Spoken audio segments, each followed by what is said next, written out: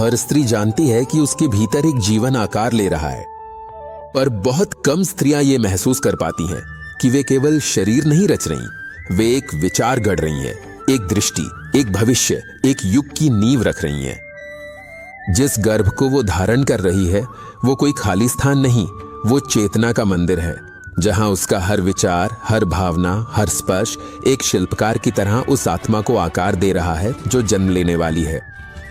और जब कोई माँ अपने भीतर जीवन को सिर्फ पालती नहीं बल्कि उसे महसूस करती है, उस पर ध्यान देती है, तब वो केवल एक माँ नहीं रह जाती, वो स्वयं एक साधिका बन जाती है। और ऐसे ही साधना की समझ के लिए आज हम आपके सामने ला रहे हैं गर्भ गीता, एक ऐसी श्रृंखला जो मां के उस मौन से संवाद करती है जिसे कोई बाहर से नहीं समझ सकता। ये कोई कहानी नहीं, कोई रस्म नहीं, ये एक अंदर की यात्रा है, एक रोज की पुनरावृत्ति जो मां को हर दिन ये याद दिलाएगी कि उसके आज का हर क्षण उसके बच्चे का पूरा जीवन बन रहा है।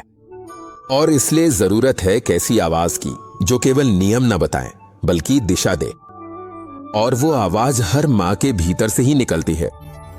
गर्भ गीता के रूप में ये वही संवाद है जो हर मां के मन में चलता है पर शब्द नहीं बन पाता। अब वो शब्द बनेगा और 11 दिन मां की आत्मा को स्पर्श करेगा। जब कोई स्त्री गर्भवती होती है तो वो जीवन को केवल रक्त और मांस से नहीं बना रही होती, वो भावनाओं, विचारों और संस्कारों की नींव पर एक आत्मा को गढ़ रही होती है। उस समय उसका सोचना, उसका बोलना, उसका मौन रहना, उसका भोजन, उसकी नींद, सब कुछ उस जीवन का हिस्सा बनता है जो उसके भीतर आकार ले रहा है। और इसीलिए यह समय सबसे पवित्र है, सबसे निर्णायक है और सबसे जिम्मेदार भी। यही वो समय होता है जब मां को जरूरत होती है सही मार्गदर्शन की, पर वो मार्गदर्शन केवल बाहरी नियमों से नहीं आता, वो भीतर की आवाज से आता है। और गर्भ गीता वही आवाज है जो मां को हर दिन ये बताती है कि उसका व्यवहार, उसकी सोच, उसके भाव उसी के भीतर पल रहे जीवन की आत्मा में उतर रहे हैं। वो जब किसी बात से परेशान होती है, जब उसे डर लगता है कि क्या मेरा ये तनाव भी मेरे शिशु पर असर करेगा, जब उसे संशय होता है कि क्या ये खाना ठीक है, क्या ये विचार ठीक है, तब गर्भ गीता उसे उत्तर देती है, मां तू ही केंद्र है। तू जैसा सोचेगी वैसा ही तेरा बच्चा महसूस करेगा, तू जैसा व्यवहार करेगी वैसा ही उसका स्वभाव गढ़ेगा, तू जैसा कर्म करेगी वैसा ही उसका भाग्य बनेगा। इसलिए अपने आप को संभालना ही पहला और सबसे बड़ा संस्कार है, और यही आत्म जागरूकता ही असली मातृत्व है। गर्भ गीता सुनना कोई धार्मिक रस्म नहीं है, कोई पौराणिक कथा नहीं है, ये तो आत्मा से आत्मा की बातचीत है। मां जब इसे सुनती है तो केवल अपने बच्चे को संस्कार नहीं दे रही होती, वो खुद भी भीतर से निर्बल हो रही होती है। उसका मन स्थिर हो रहा होता है और उसकी चेतना प्रखर हो रही होती है, क्योंकि गर्भ में केवल दिल की धड़कन नहीं गूंजती, वहां गूंजती है एक पूरी संस्कृति, एक पूरा भविष्य। मां की वो भावना जिसे शब्द नहीं केवल संस्कार कहते हैं। हर दिन जब वो इसे सुनती है तो वो अपने बच्चे से कह रही होती है, हे मेरे शिशु, मैं जानती हूं तू मेरी हर सांस के साथ जी रहा है। मैं जो सोचती हूं तो उसे भीतर महसूस करता है, मैं जो करती हूं वो तुझ में उतरता है। इसलिए हे प्रभु, मुझे इतना संयम दे कि मेरा हर भाव पवित्र हो, मेरी हर सोच शांत हो, मेरा मन निर्मल हो और मेरे कर्म तेरे लिए आशीर्वाद बन जाएं। हे प्रभु, मेरे बच्चे को ऐसा हृदय जो करुणा से भरा हो, ऐसा मन जो विवेकशील हो और ऐसी आत्मा जो प्रकाश से जगमग हो, और मुझे ऐसी मां बना जिसका हर दिन, हर सांस, हर कर्म उसके लिए जीवन भर की शिक्षा बन जाए।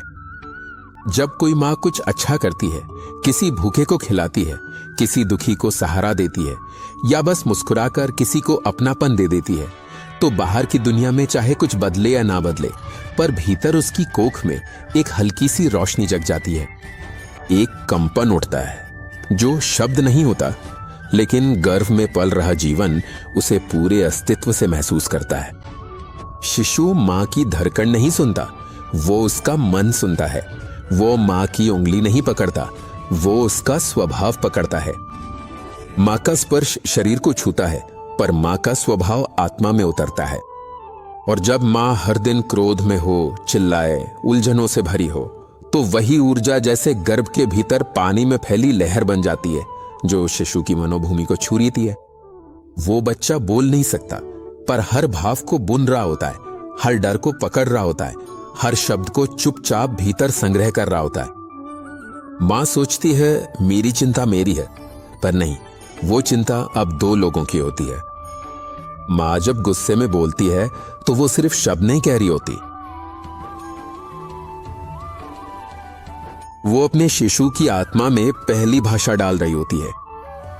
श्री कृष्ण ने गीता में कहा, कर्म का फल अवश्य मिलता है, और मां के कर्म का सबसे पहला फल होता है उसका बच्चा, उसका स्वभाव, उसका चरित्र, उसका भविष्य। एक बार एक स्त्री थी, नाम था सुदर्शना। वो एक शिक्षिका थी, सारा दिन शांत रहती थी, संयमित, विनम्र। लेकिन गर्भवती होने के बाद अचानक उसकी दुनिया बदल गई। उसे सब कुछ भारी लगे लगा, काम का तनाव, समाज की अपेक्षाएं और खुद को लेकर डर। उसकी मुस्कान धीरे धीरे खोने लगी। एक दिन उसने सुबह रेडियो चलाया। किसी ने कहा, मां जैसा सोचती है बच्चा वैसा बनता है। वही वाक्य उसकी नींव हिला गया।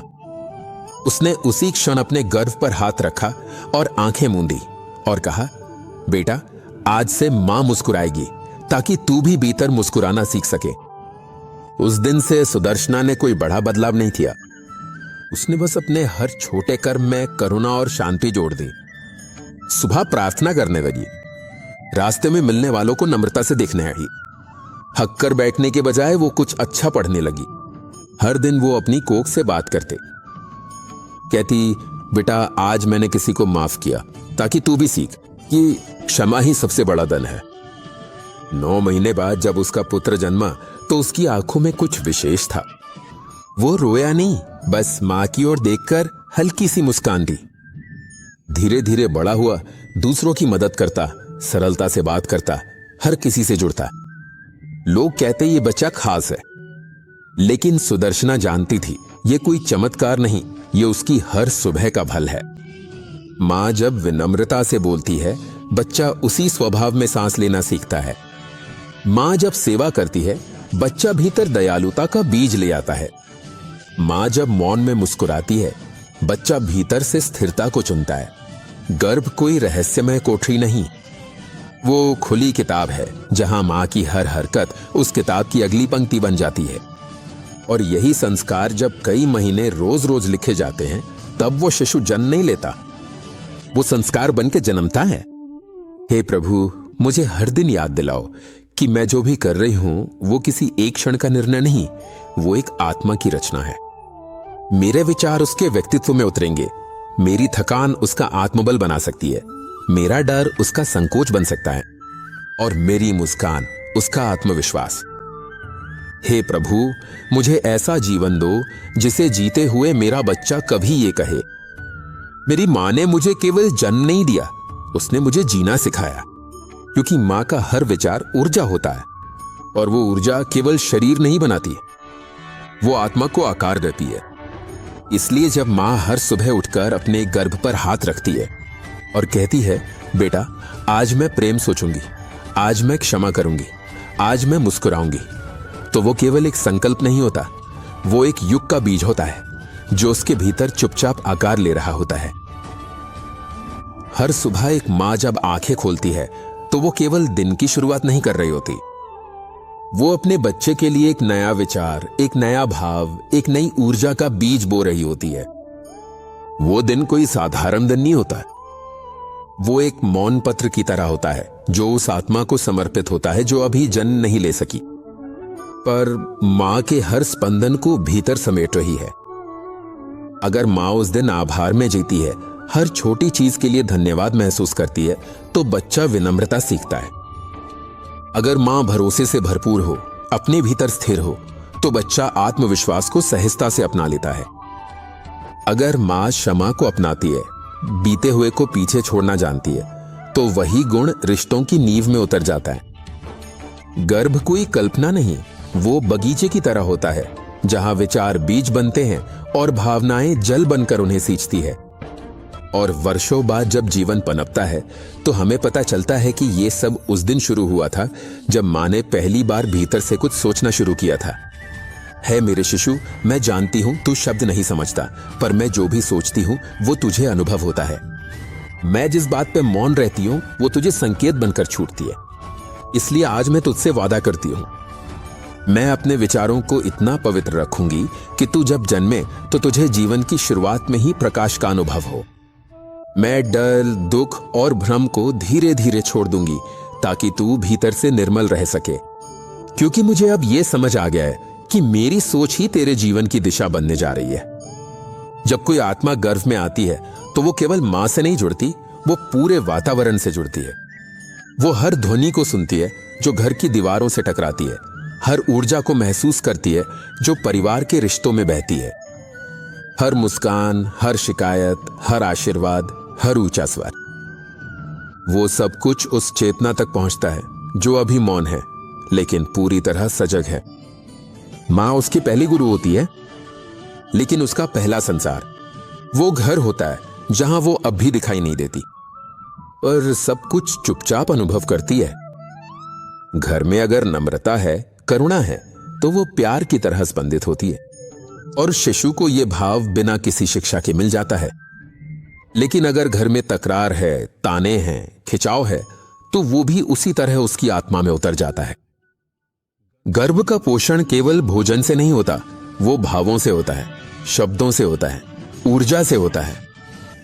जब पिता थककर घर लौटे और मां के पास बैठकर हल्की मुस्कान के साथ कहें तो ठीक है, तो वो केवल एक वाक्य नहीं होता, वो शिशु के भीतर सुरक्षा की जड़ें और गहरी कर देता है। जब दादी सुबह तुलसी को जल देती हैं और प्रार्थना में कुछ नहीं मांगती, बस मां और शिशु की भलाई चाहती हैं, तो वही भावना उस आत्मा में करुणा बनकर बस जाती है। जब परिवार के लोग एक दूसरे से सम्मान के साथ बात करते हैं, तो वही भाव बच्चे के भीतर संस्कार बनकर उतरता है। गर्भ कोई एकांत कक्ष नहीं है, वो तो पूरे घर की ऊर्जा से घिरा हुआ एक मंदिर है। हर रिश्ता अपनी गर्मी या ठंडक उस आत्मा तक पहुंचाता है जो अभी कुछ कह नहीं सकती, पर वो सब कुछ महसूस कर रही है। मीरा एक साधारण गृहिणी थी। उसका घर किसी फिल्म जैसा नहीं था, वहां टीवी की आवाजें गूंजती थीं। कभी कभी बिना बात के तकरार हो जाती थी। पति देर से आते थे, बच्चे मोबाइल में लगे रहते थे। रिश्ते आसपास थे लेकिन पास नहीं थे।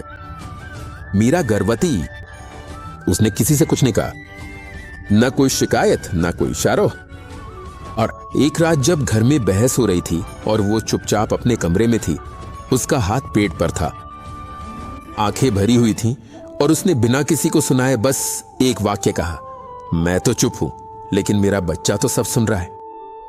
उसी रात वो पति के पास गई और पहली बार बहुत प्यार से कहा, हमें थोड़ा शांत रहना होगा। अब हम 2 नहीं 3 हैं, और तीसरे को सब कुछ हमसे ही सीखना है। वो कोई भाषण नहीं था, वो सिर्फ एक मां की आंखों से निकला आग्रह था, और वही आग्रह उस घर का पहला संस्कार बना। अगली सुबह जैसे पूरे घर की प्रकृति बदल गई। पिता ने आंखें खोलने के बाद पहला काम किया, कुछ क्षण आंखें मूंद कर गहराई से श्वास ली और कमरे में धीमी शांत राग बजा दी। दादी ने तुलसी के सामने दीपक जलाया, लेकिन उस दिन वो कोई मन्नत नहीं मांग रही थी। उन्होंने केवल इतना कहा, हे परमात्मा, घर में जो जीवन आकार ले रहा है उसे शांति देना।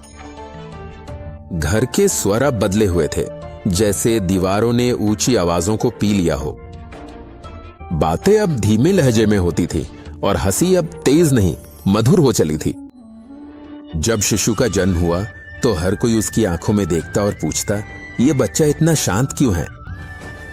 मीरा मुस्कुरा देती और मन ही मन सोचती, शायद इसलिए क्योंकि ये बच्चा जन्म से पहले ही एक शांत, प्रेम पूर्ण और संतुलित वातावरण में सांस लेना सीख चुका था।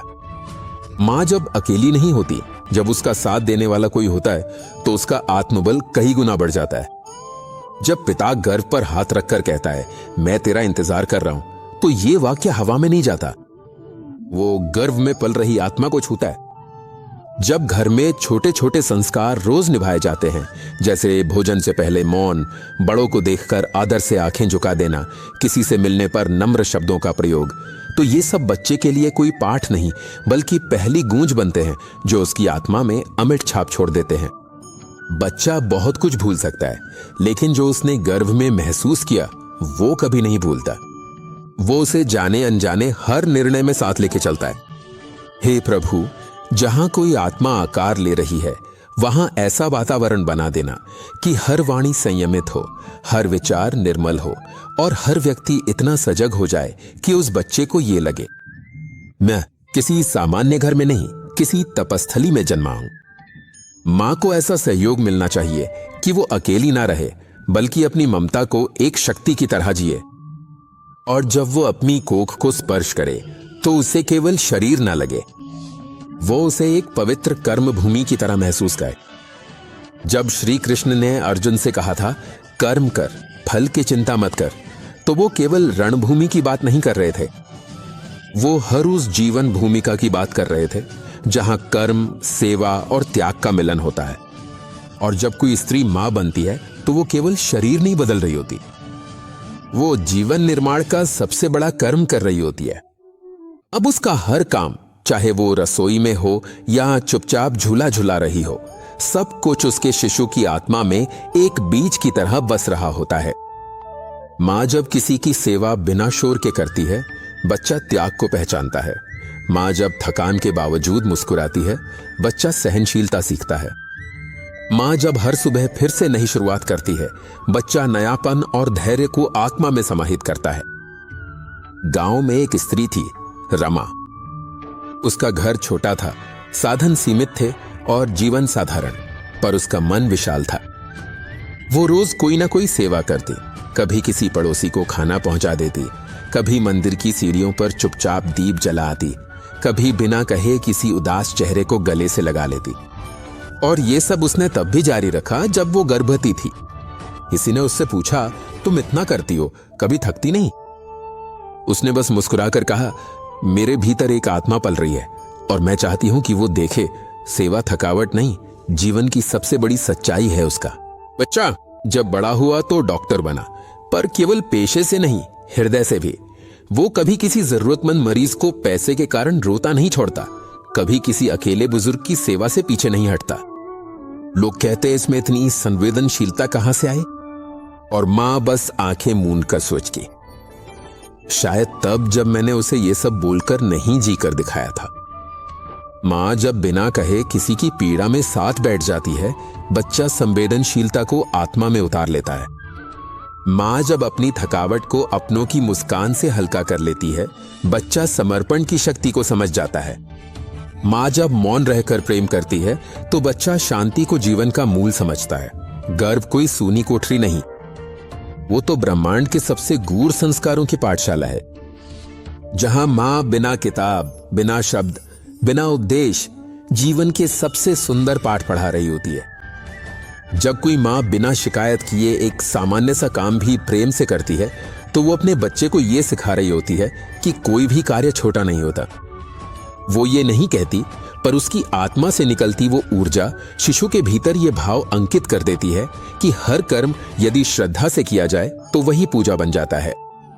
मां का जीवन अगर सेवा से भरा हो तो उसका बच्चा सिर्फ सांस नहीं लेता, वो जन्म नहीं लेता, वो धरती पर प्रकाश लेकर आता है। ऐसा प्रकाश जो केवल खुद के लिए नहीं, दूसरों की राह रोशन करने के लिए होता है। ऐसे बच्चे समाज में केवल सफल नहीं होते, वे दूसरों को जीने की प्रेरणा बनते हैं। हे प्रभु, मुझे ऐसा जीवन दो जिसमें कर्म मेरी साधना हो, सेवा मेरा स्वभाव हो और प्रेम मेरी चेतना का आधार हो। मुझे ऐसा मन दो जो बिना अपेक्षा के हर काम करे। ऐसा भाव दो जिसमें मैं ये भूल जाऊं कि मैं कुछ दे रही हूं, और याद रहे कि मैं जो भी कर रही हूं वो मेरे बच्चे के स्वभाव का बीज बन रहा है। मेरा खाना बनाना, किसी को पानी देना, थकान में भी मुस्कुरा देना, यही सब अब मेरी तपस्या है, क्योंकि अब मेरा हर कर्म केवल कर्म नहीं, भाग्य का निर्माण है। वो भाग्य जो मेरे भीतर पल रही आत्मा को दिशा देगा। श्री कृष्ण ने गीता में कहा है, कर्म ही भाग्य बनाता है। और मां जब गर्भवती होती है तब उसका हर कर्म केवल उसका नहीं रहता।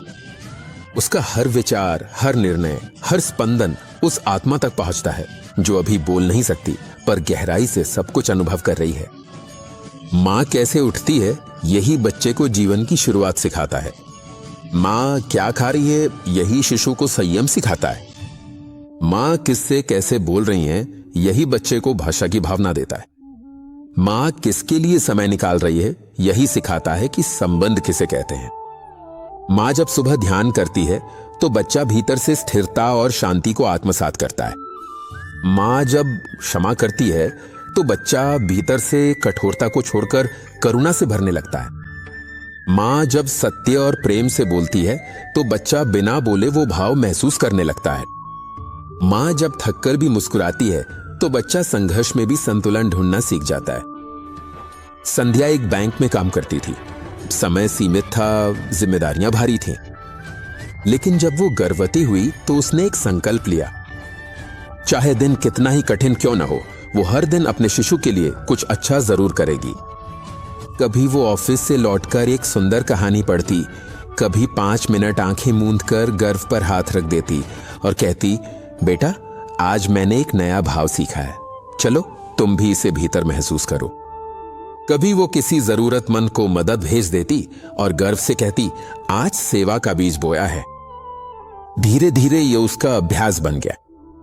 ये उसकी दिनचर्या और फिर उसकी चेतना बन गई। जब बच्चा जन्मा तो उसकी आंखों में एक विचित्र गंभीरता और सरलता का मेल था।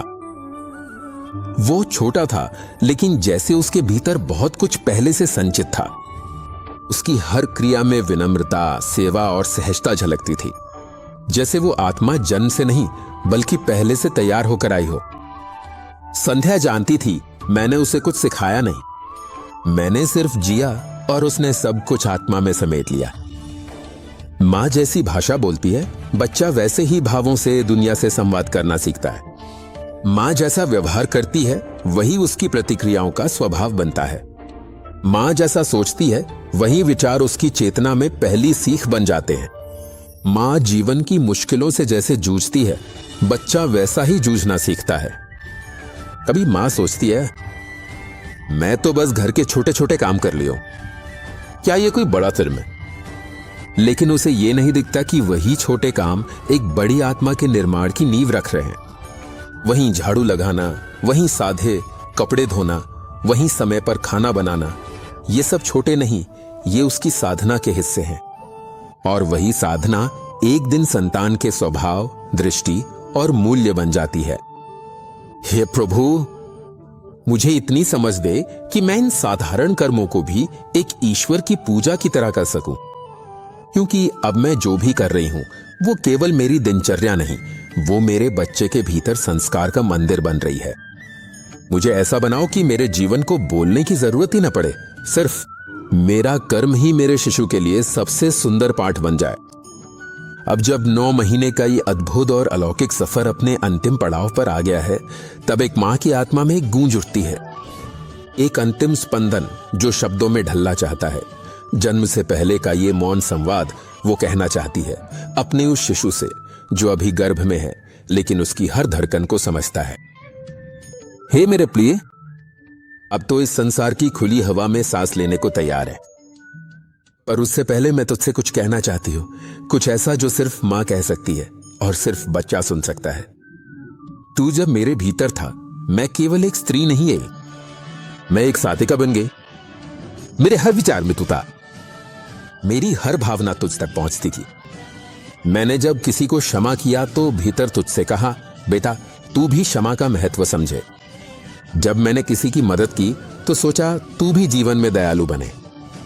मैंने जब कठिनाइयों में भी मौन और धैर्य से सब सहा तो मन ही मन सोचा तू भी एक संतुलित योद्धा बने।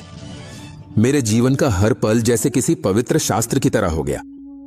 मैं अर्जुन की तरह उलझती रही और तू श्री कृष्ण की तरह मुझे भीतर से दिशा देता रहा। तेरे कारण मैंने कर्म को पूजा माना, सेवा को संस्कार समझा और जीवन को तपस्या की तरह जिया। मां का हर काम केवल काम नहीं था, वो एक मंत्र था जो तेरे भावों को आकार दे रहा था। हे प्रभु, मेरे बच्चे को वो दृष्टि देना जिसमें वो भेद ना देखे, सभी को एक जैसा माने। उसे वो विवेक देना कि वो अपने कर्मों से अपना मार्ग खुद बना सके, और मुझे वो शक्ति देना कि मैं उसके लिए कोई प्रवचन नहीं बल्कि एक जीवित पहाड़ बन सको। मेरा मौन भी उसका मार्गदर्शन बने, मेरी आंखों की नमी उसकी करुणा बने, और मेरी मुस्कान उसका आत्मविश्वास। आज जब मैं अपने गर्भ को छूती हूं तो मुझे लगता है जैसे मैं एक आत्मा नहीं, एक युग पाल रही हूं। गर्भ केवल एक जैविक प्रक्रिया नहीं है, ये वो धरती है जहां भविष्य के बीज बोए जाते हैं, जहां एक बच्चा नहीं, एक विचार, एक संस्कृति, एक प्रकाश उत्पन्न होता है। और गर्भ गीता यही सिखाती है कि मां सिर्फ जन्म नहीं देती, वो जीने का ढंग देती है। वो केवल हड्डियों और मांस का शरीर नहीं गढ़ती, वो आत्मा को उसकी दिशा, मूल्य और धर्म देती है। हर मां एक कलाकार होती है।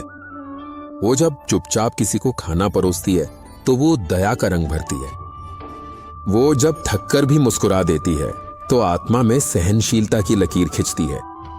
और वो जब अपने गर्भ पे हाथ रखकर कुछ नहीं कहती तो भी एक मंत्र गूंजता है, हे मां, तू जो भी कर रही है वो एक युग को आकार दे रहा है। तेरे हाथों का रसोई बना भोजन एक यज्ञ है, तेरी प्रार्थना एक मंत्र है, और तेरी चुप्पी भी एक संस्कार है। तू जैसा कर्म करेगी वैसा ही तेरा बच्चा बनेगा, और तेरी गोद से निकली आत्मा इस पृथ्वी पर रोशनी लाने वाली हो सकती है।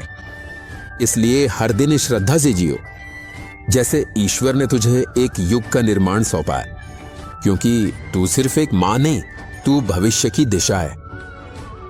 अगर इस पूरी यात्रा ने तेरे हृदय को छू लिया, अगर मां की इस साधना और श्री कृष्ण की ये सीख तेरे अंतर मन तक पहुंची हो, जय श्री कृष्ण या राधे राधे जरूर लिख, क्योंकि तेरे एक भाव से हमें यह लगता है कि हम सच में उस मां तक पहुंच सके जो इस धरती को नया उजाला देने वाली है।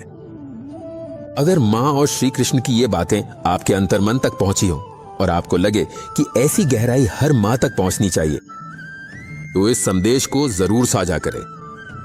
आप सुन रहे थे है माधव, जहां हर शब्द सिर्फ ज्ञान नहीं बल्कि एक आत्मा की पुकार होता है।